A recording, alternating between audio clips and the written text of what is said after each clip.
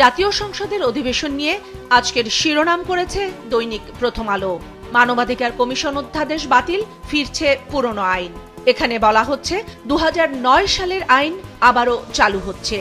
বিরোধী দলের আপত্তির মধ্যেই ফিরল এই আইন। সংশ্লিষ্টরা বলছেন, আগের আইনে ফেরার মধ্য দিয়ে মানবাধিকার কমিশনে সরকারের প্রভাব বাড়বে। আগের নিয়মেই ফিরছে বিচারক নিয়োগের আইনটিও। গতকাল সংসদে আরও একটি আইন পাশ হয়। সুপ্রিম কোর্টের বিচারক নিয়োগ ও স্বতন্ত্র সচিবালয় সংক্রান্ত অন্তর্বর্তী সরকারের করা 3টি অধ্যাদেশই বাতিল করে জাতীয় সংসদে এই বিলটি পাশ হয়। এই বিলের অধীনে আগের নিয়মেই ফিরছে বিচারক নিয়োগ। তবে ওই অধ্যাদেশের অধীনে এর মধ্যেই যে 25 বিচারক নিয়োগ হয়েছে তা বৈধ বলেও গণ্য করা হবে বলা হয় সংসদে।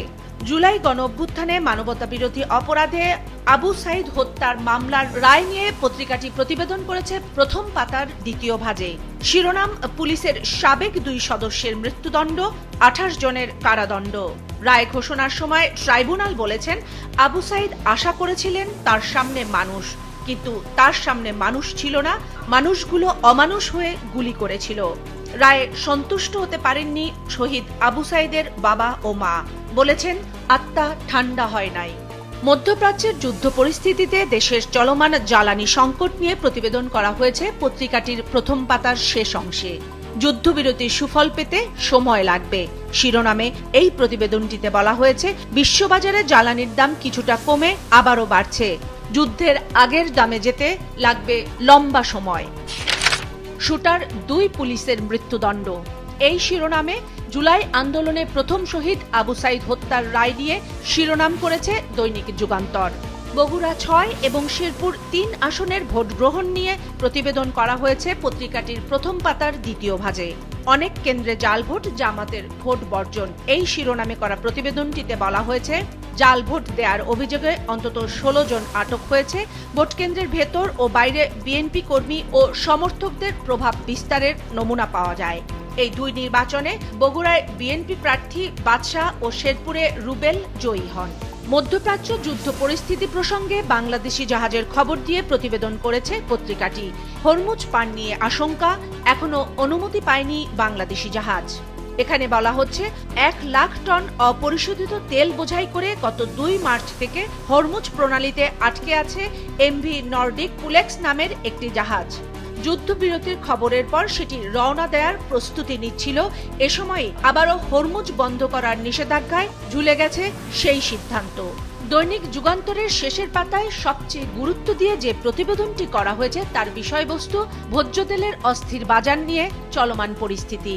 সয়াবিন তেল লিটারে 12 টাকা বৃদ্ধি, সরকার না মানলে বাজারে সরবরাহ বন্ধের হুমকি। শিরোনামের এই প্রতিবেদনটিতে বলা হচ্ছে, মূল্য বাড়াতে চিঠি দিয়ে চাপ সৃষ্টি করছে ব্যবসায়ী পক্ষ। ব্যবসায়ীদের সঙ্গে বাণিজ্য মন্ত্রণালয় রোববার বৈঠকও করেছে। তবে কৃত্রিম সংকট রোধে র্যাবের অভিযানে এখনো পর্যন্ত উদ্ধার 1.5 লাখ টন ভোজ্য তেল।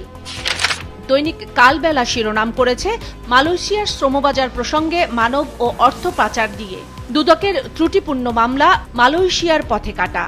এখানে বলা হচ্ছে, মালয়েশিয়ার শ্রমবাজার ঘিরে দুর্নীতি দমন কমিশনের শতাধিক মামলাকে কেন্দ্র করে সৃষ্টি হয়েছে নতুন সংকট। রিক্রুটিং এজেন্সিগুলো বলছে মামলাগুলো অসত্য, প্রত্যাহারের দাবিও জানাচ্ছে তারা। মালয়েশিয়ার আলাদা তদন্তে মেলেনি অনিয়মের প্রমাণ। এমনকি মালয়েশিয়া সরকার গত বছরের এপ্রিলে এসব মামলা প্রত্যাহারের জন্য বাংলাদেশ সরকারকে চিঠিও দিয়েছে। পাল্টা জবাবে মামলা প্রত্যাহারের কথা জানিয়েছিল প্রবাসী কল্যাণ মন্ত্রণালয়। তবে এত ঘটনার পরও কোনো মামলাই প্রত্যাহার করেনি দুদক। তাই মালয়েশিয়ার শ্রমবাজারে বাংলাদেশি কর্মীদের প্রবেশ নিয়ে দেখা দিয়েছে আবারও অনিশ্চয়তা, বলছে প্রতিবেদনটি। দৈনিক কালের কণ্ঠের শিরোনাম, দ্রব্যমূল্যে অস্থির জনজীবন। বাজার পরিস্থিতিতে যুদ্ধের প্রভাবে ঊর্ধ্বগতি ভোজ্য তেল ও চিনির দামে, পরিবহন ও সরবরাহ ব্যয় সংকটে বাড়ছে পণ্যের দাম। বিদ্যুৎ ও জ্বালানি খাতকে গুরুত্ব দিয়ে প্রতিবেদনে বলা হচ্ছে, জুন পর্যন্ত তেল, গ্যাস, বিদ্যুৎ সরবরাহ স্বাভাবিক রাখতে প্রায় 75,000 কোটি টাকা ভর্তুকি দরকার, বলছে মন্ত্রণালয়। জ্বালানি খাতে ভর্তুকি দিচ্ছে 2,500 কোটি টাকারও বেশি।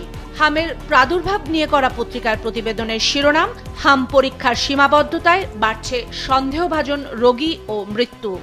এখানে বলা হচ্ছে হাম আক্রান্ত রোগীর চেয়ে সন্দেহজনক রোগী 5 গুণ বেশি, মৃত্যু 6 গুণেরও বেশি।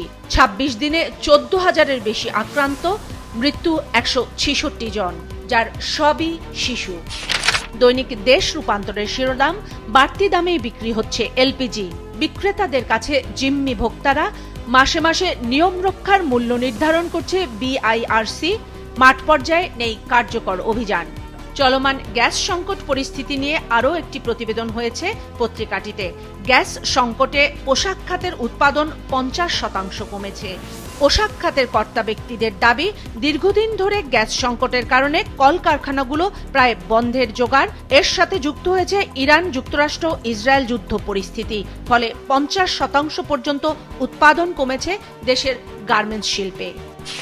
দৈনিক আমার দেশ প্রথম পাতায় একাধিক প্রতিবেদন করেছে সংসদে অধ্যাদেশ বাতিলের বিল পাশ নিয়ে। হাসিনা আমলের মানবাধিকার কমিশনে ফিরে যাচ্ছে সরকার শিরোনামের প্রতিবেদনটিতে বলা হচ্ছে, এই সিদ্ধান্ত রাজনৈতিক দমন পীড়নের অস্ত্র হিসেবে ব্যবহারের আশঙ্কা হাসনাত আব্দুল্লাহর। আর আইনমন্ত্রী বলছেন, দেশে মানবাধিকার কমিশনের শূন্যতা ঠেকাতে 2009 সালের আইন পুনঃ প্রচলন করা হচ্ছে। তবে এসব বিলকে গণবিরোধী আখ্যা দিয়ে ওয়াকআউট করে বিরোধী দল।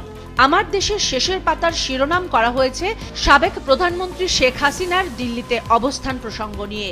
শিরোনাম, দিল্লির আতিথেয়তায় দিল মজেছে হাসিনার, ছাড়তে নারাজ ভারত, তৃতীয় দেশে যাওয়ার প্রস্তাব প্রত্যাখ্যান তার। প্রতিবেদনটিতে বলা হচ্ছে, সম্প্রতি নয়াদিল্লির কূটনৈতিক সূত্র থেকে জানা, ভারত সরকারের পক্ষ থেকে হাসিনাকে কাতার বা অন্য কোনো তৃতীয় দেশে যাওয়ার প্রস্তাব রাখা হয়েছিল, কিন্তু কোনো মতেই হাসিনা ভারত ছাড়তে রাজি নন। প্রয়োজনে ভারতেই শেষ নিঃশ্বাস ত্যাগ করতে চান বলেও দাবি তার, বলা হয়েছে প্রতিবেদনটিতে।